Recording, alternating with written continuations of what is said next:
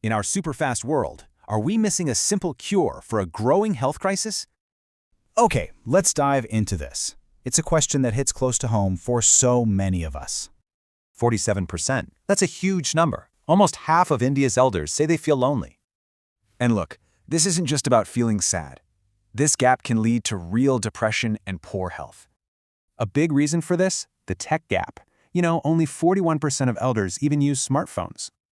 But it's not just about phones. What elders actually want most is so much simpler. And the solution is right there: connection. So the big question is, how do we build it?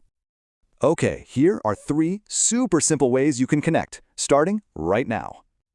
First up, be a digital buddy. Just 10-15 minutes on a video call makes a huge difference. Next, try organizing story swaps. Elders share their stories, you share some tech skills. Simple, right? Finally, just build on what's already working. So many of us already share meals. Just add a short walk. And the benefits are for everyone. It boosts elders' health and actually builds empathy in kids. So it's your turn now. Try just one small tip this week and bridge that gap.